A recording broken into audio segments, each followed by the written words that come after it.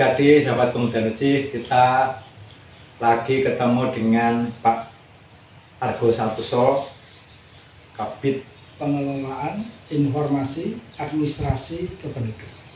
Kabid Pengelolaan Informasi Administrasi Kependudukan, ya, Kabid Dukcapil Kabupaten Nganjuk,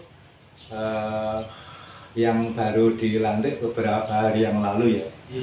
Saya masuk di Dinas Kependudukan dan Pencatatan Sipil ini sejak tahun 2001, Pak. Kalau diakumulasi sampai tahun 2024 ini, ya sekitar sudah 23 tahun. Nah, untuk mengisi kekosongan dari Pak Dr. Andes Kukuh Priyanto yang sudah purna tugas ini, salah satunya kami diusulkan ke Pak Kadis Dukcapil, yaitu Pak Dr. Andes Gatot Subroto MSI, untuk mengisi Kabid Kepala Bidang Pihak yang sudah lama kosong. Kemarin tanggal 27 Juni 2024 kami sudah dilantik dan secara de jure tentunya sudah menjadi Kepala Bidang Pihak. Di bidang pihak ini tupoksinya ini lebih spesifik lagi, di mana ini tupoksinya adalah menginformasikan tentang kependudukan dan juga menginformasikan tentang jaringan informasi kependudukan. Di dalamnya ada beberapa aplikasi begitu, ada beberapa jaringan-jaringan di mana itu adalah merupakan tanggung jawab kami. Semisal di suatu klien kami ada permasalahan dengan aplikasi, siap sistem informasi analis kependudukan. Kemudian ada juga ada aplikasi yang berkaitan dengan perekaman. Kemudian ada juga yang berkaitan dengan jaringan. Itu semuanya yang bertanggung jawab ada di bidang kami, baik yang ada di pelayanan publik, di mall pelayanan publik, maupun ada di kecamatan. Kita ketahui bahwa mall pelayanan publik sekarang ini hampir semuanya pelayanan itu ada di mall sana. Bahkan yang juga, di kantornya di Wurungoto itu, Pak, ya? Kantornya di Wurungoto, yang mana tanggal 19 Juni kemarin sudah boyongan ke sana. Nyaris semua pelayanan ada di sana.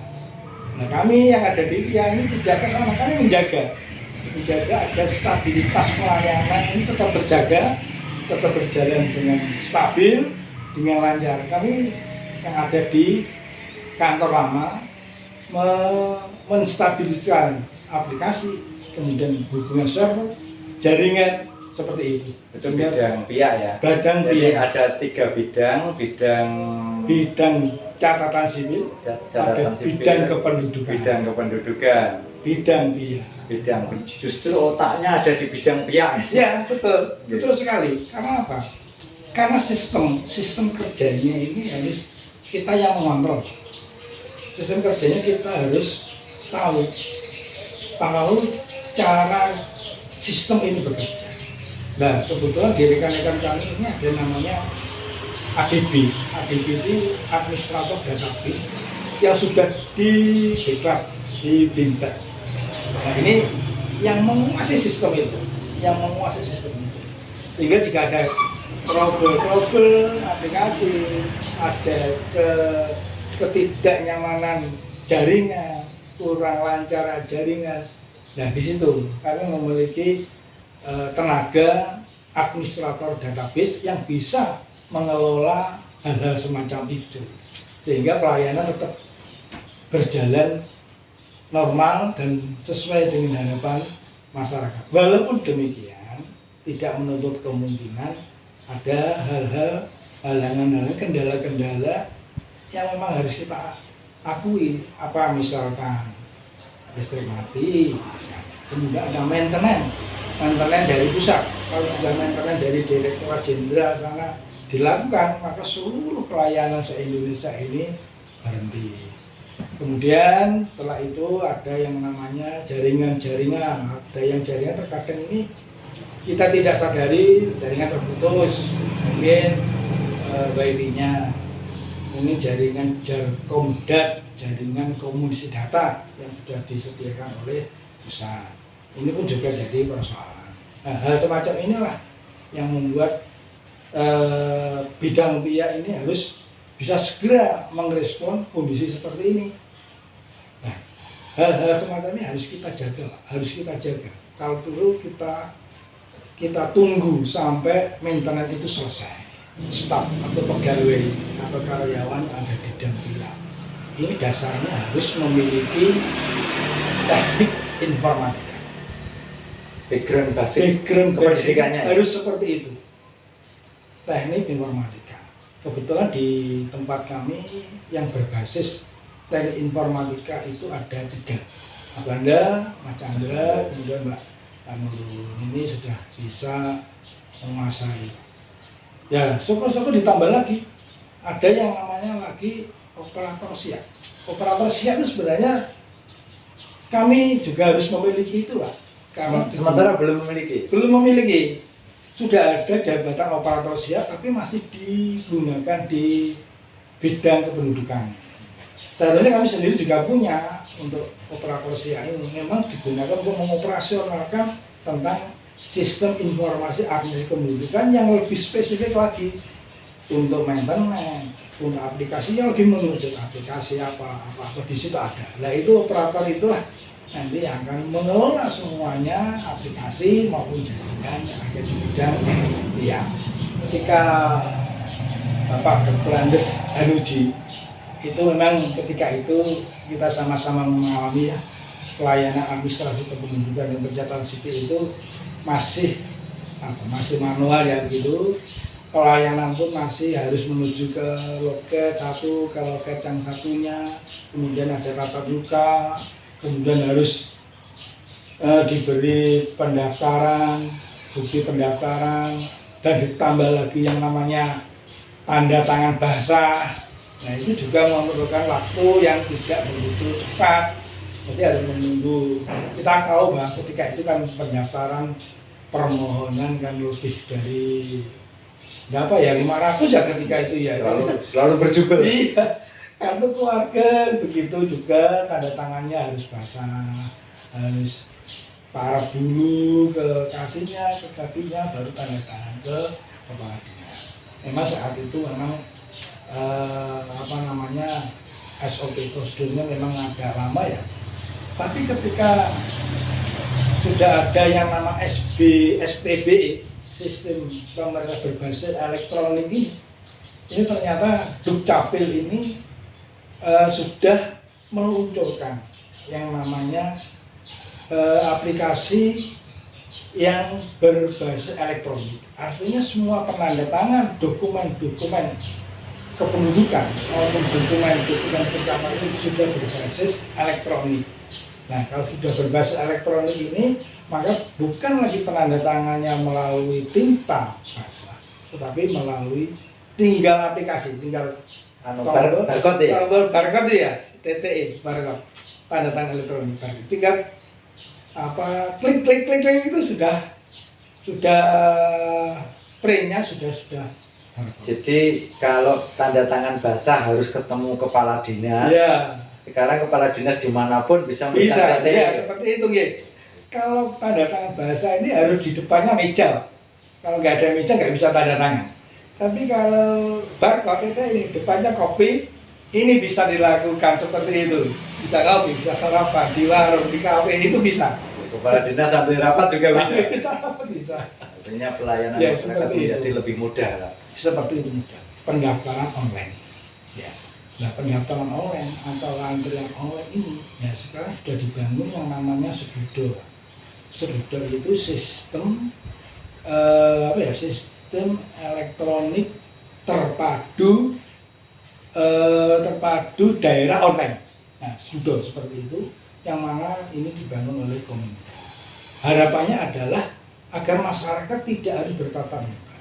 Masyarakat tidak harus datang ke Disdukcapil, tapi masyarakat sudah bisa mengunduh webnya sudah, ya, sehingga masyarakat bisa melakukan pendaftaran permohonan administrasi kependudukan secara online, tapi syaratnya harus memiliki HP. Kalau yang punya HP tentunya tidak bisa. Yang harus lihai, harus bisa mengotak-atik cara menggunakan HP, ini bisa. Ini bisa dilakukan dari jarak jauh. Kalau misalkan di Kabupaten Nganjuk ini jarak yang terlalu jauh, Munung Kalen, Munung Pulau Wesan, ya itu yang berdekatan dengan Mendulu, berdekatan dengan Kabupaten mana? Jombang. Jombang. Kemudian Bendulu di pegunungan sana, ini akan ditayangkan di masyarakat. SDM, para operator ini kalau menghadap komputer yang terus-menerus, Pak, terus-menerus, layar monitor ini ternyata ya bisa lama-lama di mata ini juga jenuh, pedih, ya akhirnya ke target itu terkadang mundur, kadang mundur. Manusiawi. Ya, kemarin kita pernah di target ya, setiap operator 30 dokumen harus terselesaikan per hari, per jam kerja ya, hari kerja ya. 30. Kalau kita punya 10 operator itu sudah 300. Ternyata setelah kita deteksi ternyata tidak sampai 30, itu sudah kelelahannya itu sudah mengenal. Ya akhirnya kita buat kuota. Kemarin kita buat kuota 200. Ternyata kuota 200 banyak yang protes. Kurang. Masa baru buka sudah penuh. Masa baru daftar jam sekian sudah penuh. Berarti gini Pak Kabid, yang perlu diambil solusi bahwa Bapak Bupati perlu memikirkan penambahan operator berarti. Betul sekali Pak. Kita coba sudah mengusulkan ya untuk ternyata ya belum realisasi. Setiap hari di situ dihadapkan komputer terus. Itu tidak 2 bulan 3 bulan Pak, ini sudah bertahun-tahun Pak. Nanti bukan laptopnya yang hang orangnya. Orangnya Pak. Ya mohon maaf, memang seperti itu kondisinya. Kita sambil membuka itu. Kemudian diproses. Kita tambah lagi kuota sampai sana. Kita tambah lagi namanya kuota 300 untuk saya ini yang namanya pemohon juga masih melakukan. Karena terbatas Sabtu pun masuk ya. Bahkan untuk menyelesaikan Sabtu pun masuk. Kalau jemput bola masih ada ya? Jemput bola masih ada. Kita ke desa-desa. Ya kita layanan seperti biasanya ya, semua administrasi kependudukan dan pencatatan sipil. Terutama yang jauh-jauh dari kabupaten. Ya jauh itu dari kabupaten. Ada 2. Mungkin kita punya program di RKA gitu ya, kita program untuk sosialisasi plus jemput bola. Sosialisasi plus jemput bola. Dan di sana desa yang meminta kita hadir ya. Kalau ada desa yang meminta, kita malah senang sekali kita diminta, berarti kita disuruh untuk mengunjungi ke desa, itu tambah suka Pak, kita lebih suka. Terus ada Pak Kabid, kalau misalnya desa mengendaki meminta data ke Dukcapil itu dilayani tapi dengan surat tertulis ya? Iya, harus ada surat tertulis, sehingga kita bisa menjadwalkan Pak. Kita menjadwalkan, kan bisa saja terjadi bareng-bareng permintaan yang tanggal bulan tahun yang sama, kita kan harus membagi seperti itu. Memang harus ada yang tertulis. Kalau tertulis kan enak gitu. Baik, bagus. Selamat dan semangat terus. Untuk pilkada ini kemarin kita dapat namanya DP4. DP4 daftar penduduk potensial pemilih. Tetapi tidak keseluruhan. Yang punya DP4 secara keseluruhan adalah KPU. Kita hanya punya DP4 yang belum perekaman. DP4 yang belum perekaman ini kurang lebih jumlahnya adalah 18.000 sekian. Itu yang diperkirakan pada saat pelaksanaan Pilgub itu usia 17 tahun. Iya. Tapi sekarang belum usia Belum. 17 tahun. Belum. Oh, iya.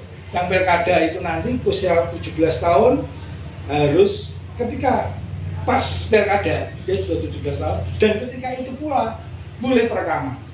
Oh, jadi perekamnya harus tetap nunggu usia 17. Iya 17. Nah saat ini lebih 17 tapi belum perekaman. Jumlah 18.000 sekian. Wah, banyak. Berarti ya usia 17 lebih 1 bulan, usia 18, 19, 20 bahkan sampai ke atas ada, tapi jumlah akumulasi secara 18.000. 80 sekian yang tersebar di 20 kecamatan. Nah kami sudah memberitahukan kepada Pak Camat, data pun sudah kami kita kirim agar diteruskan ke desa agar diteruskan ke yang bersangkutan. By name, by alamat. By name, by alamat, by name, by address. Dan nah, tinggal masyarakat nanti yang belum perekaman segera mendapatkan layanan perekaman, baik di kecamatan maupun di mall. Seperti itu, Pak. Nah, tentunya dengan adanya ini masyarakat nanti bisa mengikuti pilkada dengan sudah membawa foto atau sudah melakukan perekaman. Atau ada lagi yang namanya identitas kependudukan digital, Pak, yang lagi kita gencar-gencarkan. Identitas kependudukan digital ini sama dengan KTP elektronik. Tapi maaf, IKD ini lebih valid, datanya lebih valid, bahkan bisa digunakan transaksi perbankan. Perbankan, di airport. Iya, di kereta api, di Kereta kantor, api. di manapun. Nah, saat sekarang ini, maaf ya, saya menyebut perbankan boleh ya, yang sudah memberikan sinyal besar, membuka peluang besar untuk yang tidak memiliki KTP bisa menggunakan identitas yang digital, KTP yaitu di bank. Bahkan kemarin kami di Bank Muamalat Nganjuk mau transaksi uang, ternyata tidak membawa KTP, kami tunjukkan IKD, diterima juga. Bisa. Ya, artinya dengan IKD kita bisa melakukan insya Allah dimanapun kita. Jadi kalau KTP elektronik itu ada kepengnya, kalau IKD Iya, itu betul. cukup di smartphone ya Pak ya? Betul. Nah, ditambah lagi di rumah sakit sekarang sudah bisa.